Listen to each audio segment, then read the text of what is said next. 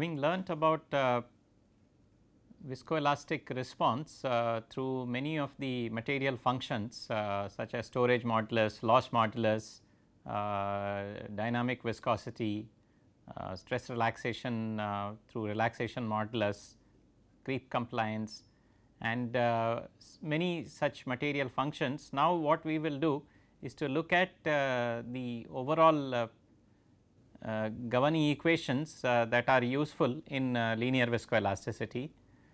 Most of our discussion earlier was based on looking at specific type of response. We looked at let us say for a solid like material, we looked at response for a material which had a more Maxwellian response.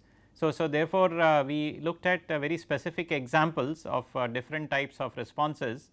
In these set of lectures, we will look at linear viscoelasticity from a general point of view and see that the governing what are the governing equations that are useful in linear viscoelasticity. There is a close correspondence between the governing equations of linear viscoelasticity and other types of linear response theories. In communication engineering for signal processing, we can use linear response theory.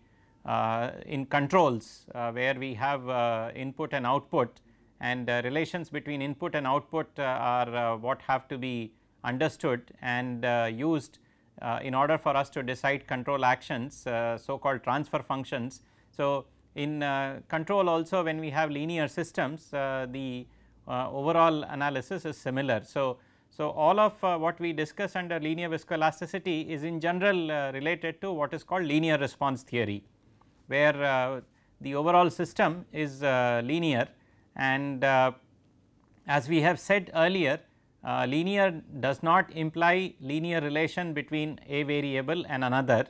So, for example, when we say a linear system,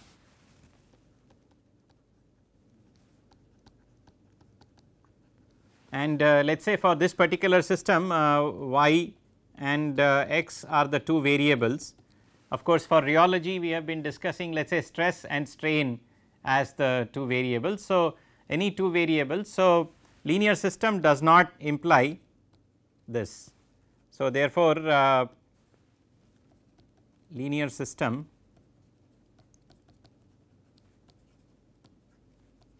does not imply linear relation. However, what it does imply is a governing equation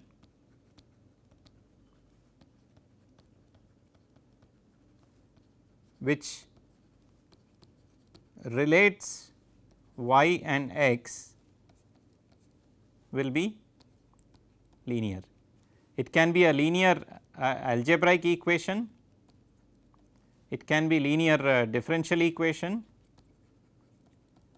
it can be a linear integral equation, it can be a combination also. So, therefore, for example, this a1 times dy by dt is equal to some b0 plus b3 times del x cube del cube x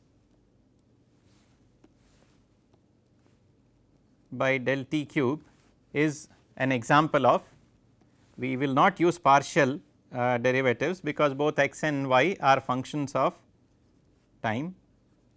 So, you can see this is an example of, so this term is linear in x, this term is linear in y, and this term is a constant coefficient.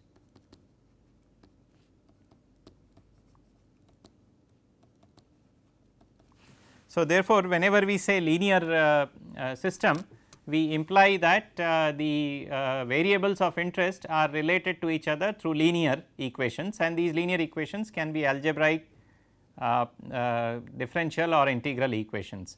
So, as we have seen already, for example, we had Maxwell model which is a differential equation which relates stress and strain. We could have Hooke's law of elasticity which is a stress and strain relation, but a pure algebraic relation, and we could also have the integral version of Maxwell model, which is an integral statement. So, therefore, all of those are examples of linear systems. So, what we will do in these set of lectures is try to quickly review our learning which was related to the Maxwell model itself, and some general discussion which is related to viscoelasticity.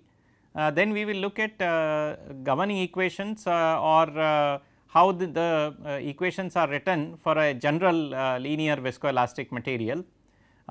Given that we have in phase, out of phase response, we also use the complex variables. So, therefore, we will use real and imaginary parts of a response, and so we will see how complex variables are used in linear viscoelasticity.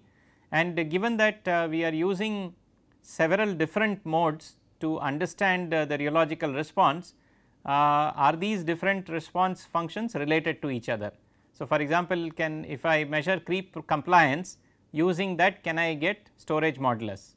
So, of course, since it is the same material which is being investigated using different ways, theoretically it is one material function should be related to another material function, and so we will just look at one example of such material functions, how they are related to each other.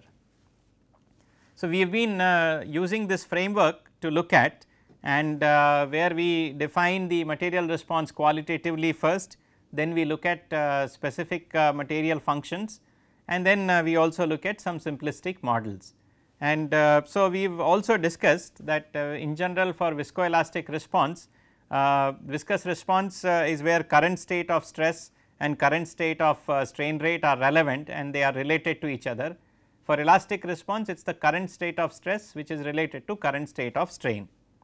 But when we look at it from an energy perspective, viscous response is dissipative response, where energy gets dissipated, while elastic response is storage response.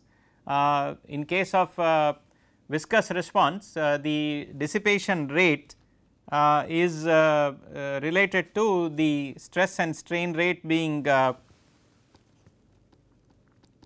so dissipation rate is related to stress into strain rate.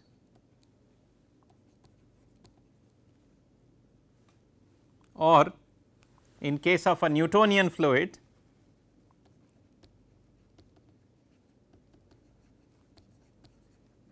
it is related to viscosity into strain rate squared.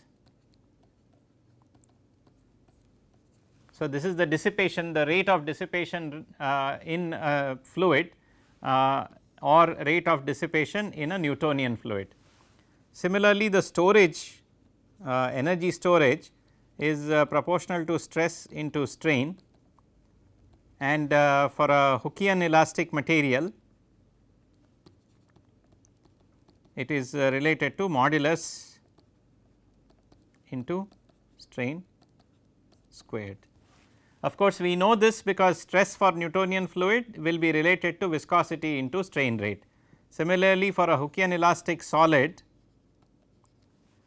the stress will be related to modulus into strain.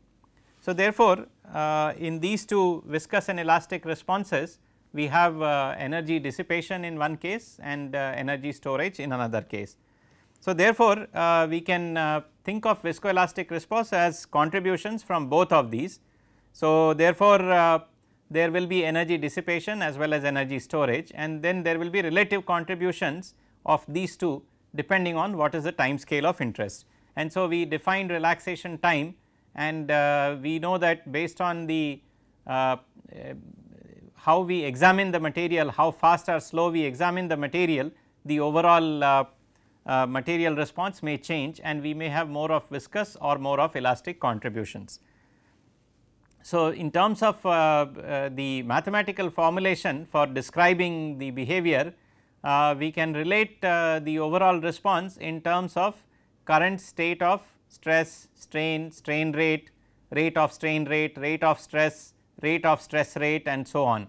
So, basically this is a differential equation which can relate all the different quantities, and we have already seen examples of standard linear solid model or Maxwell model in the differential form. We could also look at the overall formulation in terms of current state of stress depending on the overall history of deformation in the material, and this is similar to an integral formulation, or this is the same as an integral formulation, and we have also seen how Maxwell model can be represented in an integral form, where the current state of stress depends on all the past deformation that the material was subjected to. And generally when we look at the viscoelastic response, given that we are probing the material at different times and frequencies, we would generally tend to also observe that under some terminal conditions, which implies that either very high frequency or very low frequency or very long time or very short time, we would most often see either completely viscous response or completely elastic response. And so, quickly looking at Maxwell model, which we have used quite a lot in the course, where the stress and stress rate are related to strain rate, and we saw that in a stress relaxation experiment the stress is an exponentially decaying function. We saw that for a viscous fluid the decay will be instantaneous, and for a Hookean elastic material it will never decay. But for a general viscoelastic material with relaxation time lambda, it is an exponential function, and lambda determines how fast or slow the overall decay will be. And based on this we had defined a relaxation modulus which is related to the stress as a function of time divided by strain, and so that is also an exponential function. We saw that given that the governing equation is a differential equation, we can use some methods of solving ordinary differential equation, for example an integrating factor approach, to simplify the overall equation of Maxwell model. So, if we multiply everything with this factor, integrating factor, which is exponential t by lambda, then we can manipulate and basically show that the overall stress at current time can be shown as an exponential function integrated multiplied with strain rate. And when we discussed this earlier, we had also mentioned that so stress at time t seems to be sum of all past effects, and each and every effect is as if modulus multiplied by strain, modulus multiplied by strain at different time, and this t minus t prime is the variable which keeps track of how much time in the past do we go. So, when t prime is minus infinity, that basically implies that a very long time ago.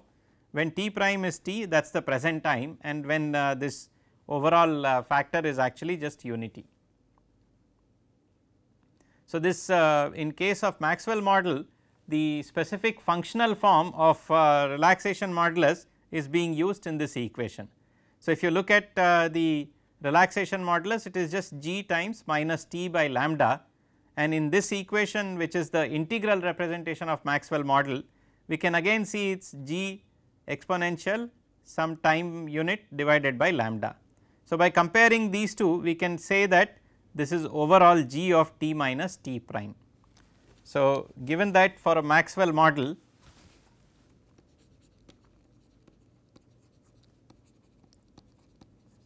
we define g of t as g times e to the power minus t by lambda. We can define g of t minus t prime as g of minus t prime divided by lambda, or if we write let us say t minus t prime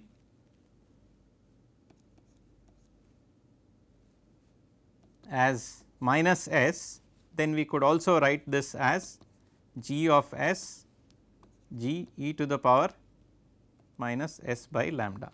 So, depending on whichever variable we use, there are different ways of writing the overall relation. So, all of these are saying that this g is a function, and that is why we call it material function. It is a function of one variable time. We could write it in terms of t minus t prime, which indicates how much is the difference between current time and any time in the past. We could also indicate it in terms of a new variable s, which is basically this difference in time. Similarly, we also saw that many Maxwell models can be combined, And so, when you combine many Maxwell models, basically now you have a differential equation which has several different contributions. The I here indicates that it is a combination in parallel of several such models. So, I is equal to 1, 2, 3 will imply that there are 3 such Maxwell models in parallel, and so the overall relaxation modulus then is summation of individual contributions.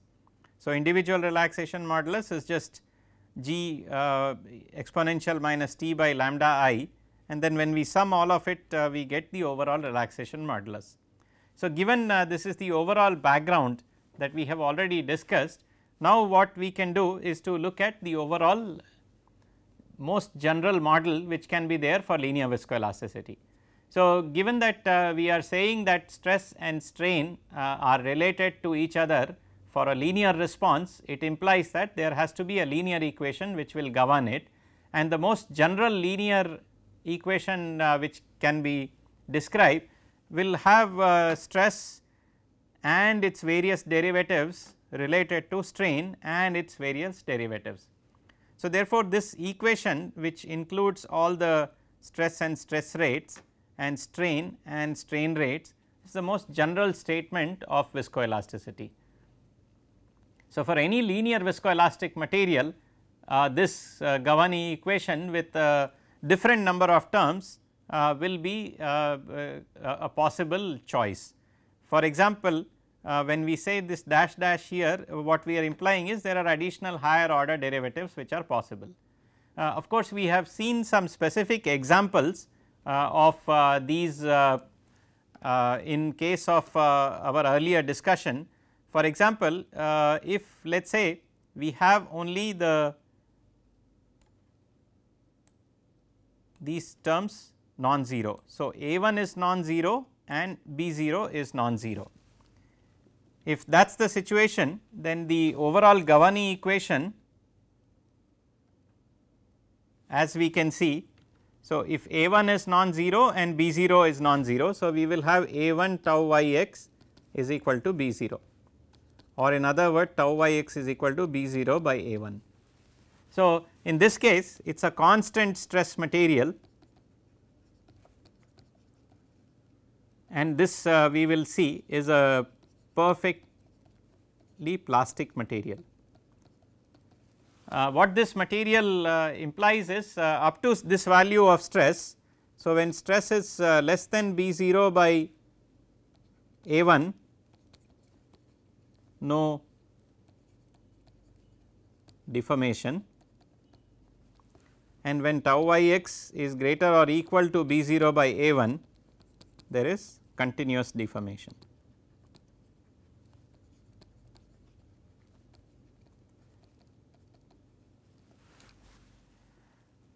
So, what we have seen is are the cases where only A1 and B0 are non-zero.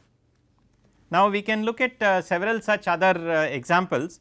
If A1 and B1 are non-zero, so if A1 and B1 are non-zero, then we have A1 tau yx is equal to B1 gamma yx, and therefore, this implies that tau yx is equal to B1 by A1 gamma yx, and this is nothing but a Hookean elastic model. Now, similarly, if A1 and B2 are not 0, then I am sure you can guess that the overall material is again a known material. So, A1 and B2, so A1 tau yx is equal to B2 del gamma yx by del t, and again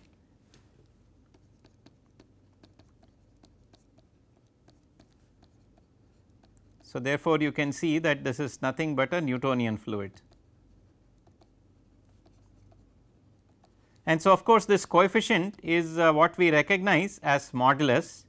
Similarly, this coefficient we recognize as viscosity.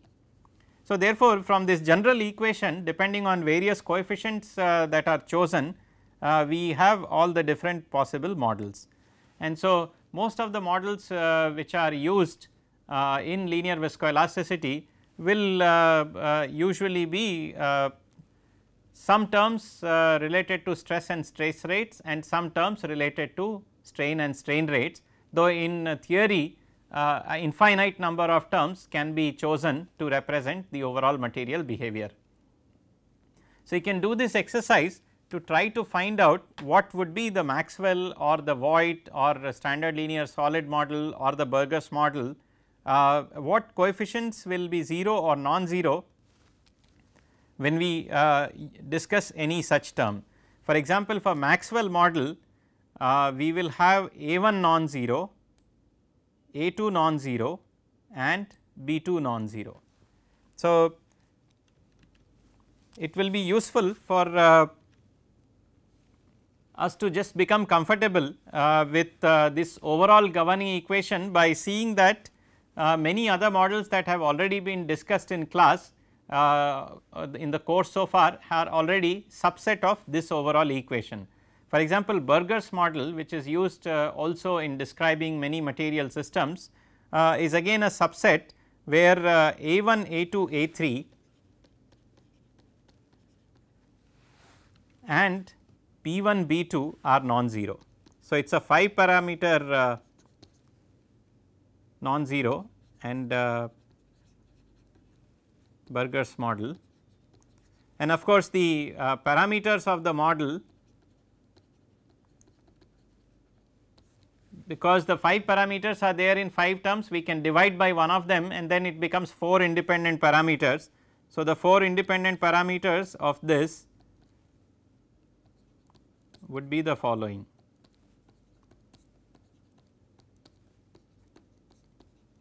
So, these are the parameters of Burgers model, and so similarly Maxwell and standard linear solid model and all the other models are representations of these.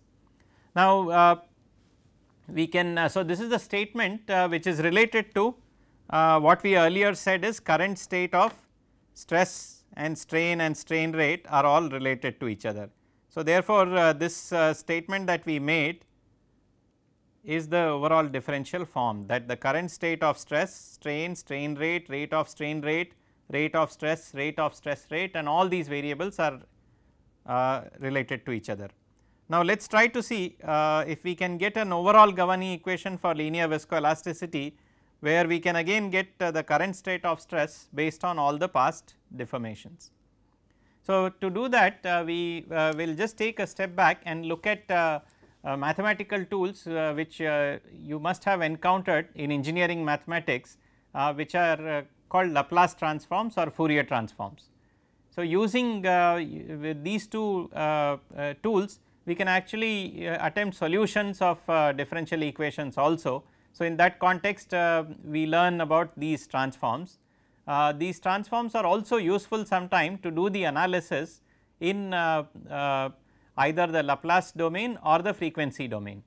In linear viscoelasticity and especially when we use oscillatory deformation, we saw that we use frequency and how fast or slow. So, if we do oscillation very fast, then we are probing the material using one time scale.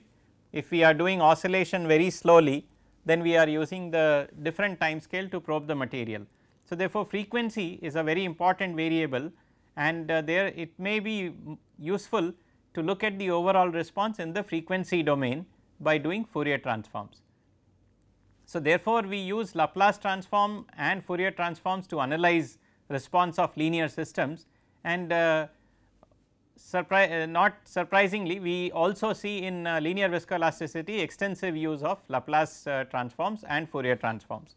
So, we could do the Laplace transform of such an equation, and you can consult the engineering mathematics book to say that if you have a function y which is a function of time, its Laplace transform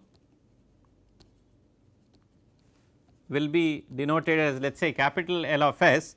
The question that we have is, if I now have dy by dt, what will be its Laplace transform?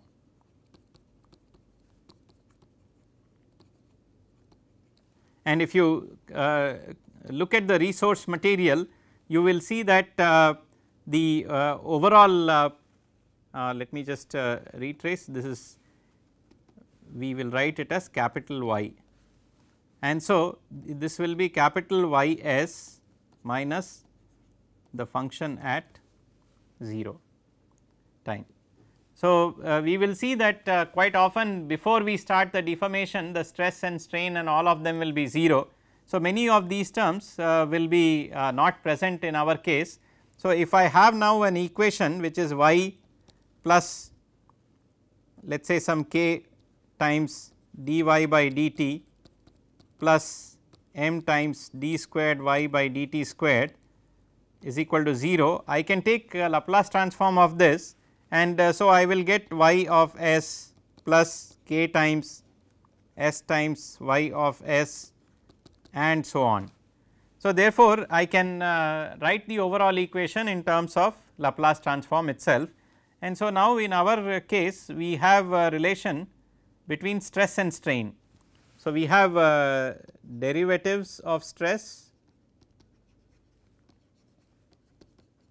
on one side and then we have derivatives of strain on the other side, and each of them can be using the rules of Laplace transform of a derivative or a Fourier transform of a derivative can be simplified. And so, what we can see is upon simplification we will be able to write the overall governing equation for linear viscoelasticity in the Laplace domain and in the Fourier domain. So, for example, let us just denote the Laplace transform. So, we have the stress component tau yx in the time domain, its Laplace transform is t. So, this symbol is basically script t,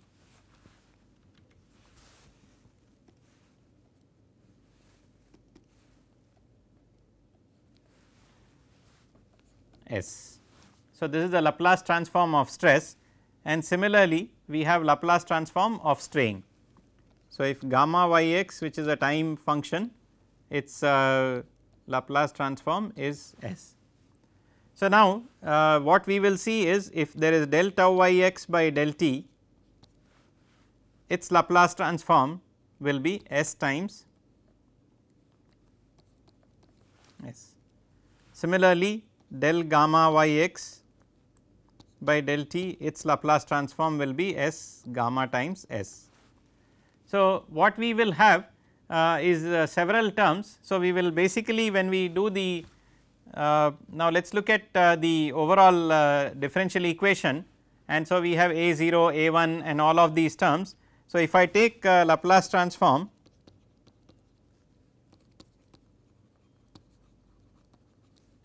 of the differential equation for general viscoelastic material, then what I have is basically a0 plus a1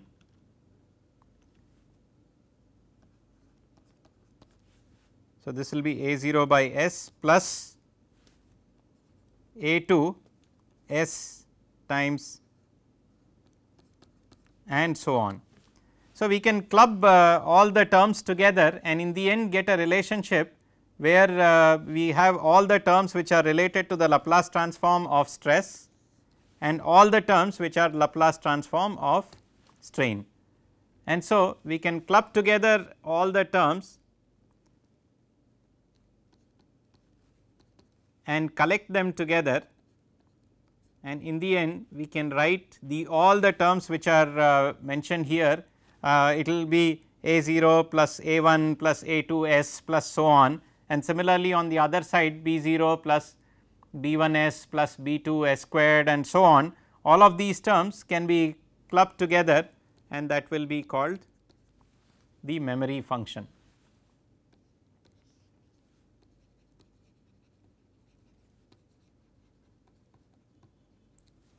And so, the general representation of this particular model in Laplace domain is given by such equation, where stress is related to strain rate, the Laplace transform of stress is related to Laplace transform of strain, and similarly Fourier transform of stress is related to Fourier transform of strain rate, and Fourier transform of stress is related to Fourier transform of strain.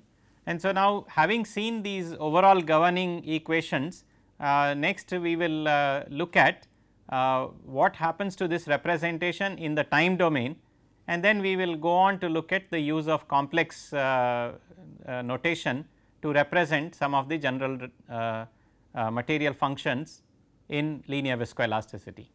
So, the equations that we saw in Laplace domain or Fourier domain can be transformed to the time domain by using convolution, and the equations are given as either stress in terms of strain rate or stress in terms of strain, and G is called the relaxation modulus and M is called the memory function.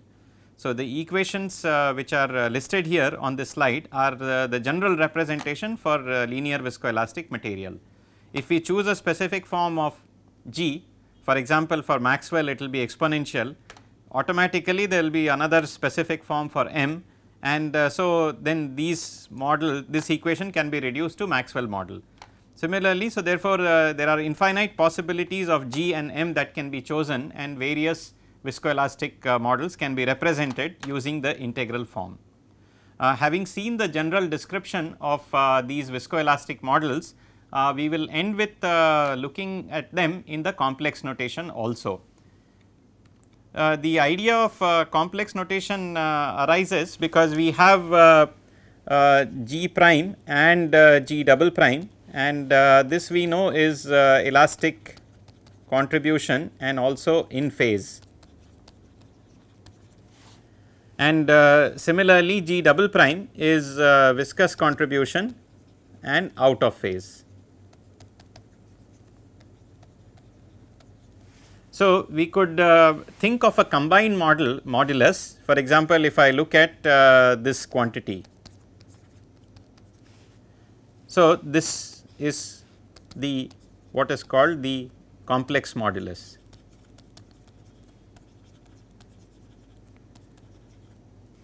In other words, we are using the complex number notation to say that we have a real and an imaginary part of the complex modulus. So, this is the real part and this is the imaginary part.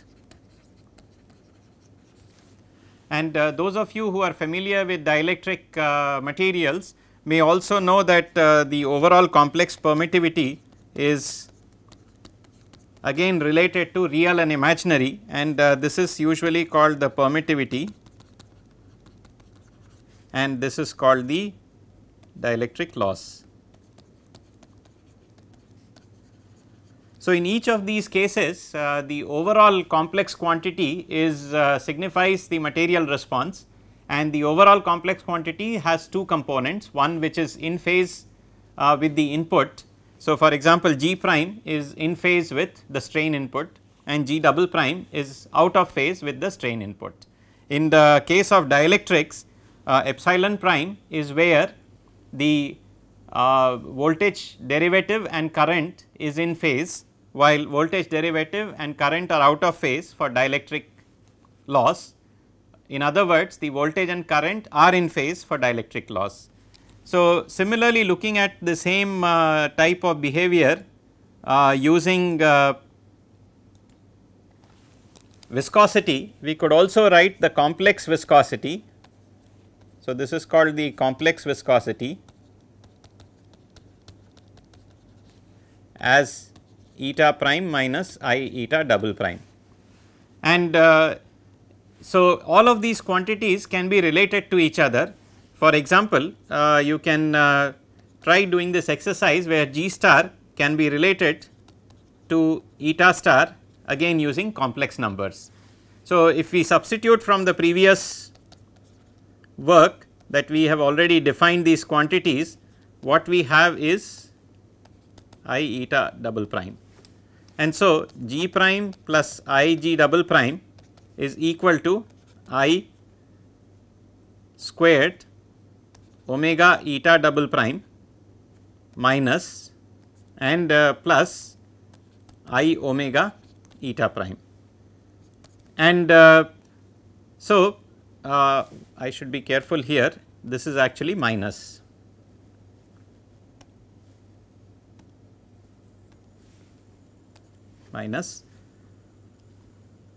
That should be plus, and so what you have is this also becomes minus I squared minus 1. So, you have omega eta double prime plus I omega eta prime. So, you can see that g prime is equal to omega eta double prime and g double prime is equal to omega eta prime, and of course, these are elastic contributions and these are viscous contributions. So, all the oscillatory shear material functions that we have defined can be related to each other, and there are also various representations to try to look at how does the material response vary. We have for example looked at g prime or g double prime as a function of frequency. The same plot you could do as g double prime as a function of g prime. So, this is usually done in controls and variety of other subjects wherever there is linear systems analysis, where we have the imaginary on the y axis and the real part on the x axis, and the plot is so these are called Kohl-Kohl plots or also Nyquist plot. So, these can also be used to represent the behavior of materials in viscoelasticity. So, for example, for a Maxwell model one can see that the response will be semicircle. And so, to summarize what we have is complex notation can also be used for the oscillatory functions that we define, and these are of course functions of frequency, and we can define complex modulus or complex viscosity. We could also define complex compliance, which will be inverse of complex modulus, and so all of these are useful in representing the overall response. We can also do the same for tension or tensile or extensional deformations, in which case we use E star instead of G star, and we use D star instead of J star. So, complex compliance in shear is J, complex compliance in extension is D, and all of these quantities are related to each other. Now, the other important thing in linear viscoelasticity is, since it is the same material that is being examined with multiple different types of deformations, for example, creep or stress relaxation or steady shear or oscillatory shear. So, given that it is the same material, can material function of one be related to another? So, here there is a small example how we can relate the oscillatory shear response or stress relaxation response to another function, which is steady shear. So, for example, relaxation modulus we know is sigma yx and this function, and if we do a steady shear, then the strain rate is constant and therefore, it is gamma dot yx naught, which implies it is a constant quantity. This can be taken out of the integral, and then basically what you have is this integral. So, gs ds, and we know that this ratio sigma, the shear stress to shear rate, is nothing but viscosity. So, if we know the relaxation modulus g t minus t prime or g of s, where we do the transformation of variables, then we can find the viscosity. So, relaxation modulus is related to steady viscosity based on this.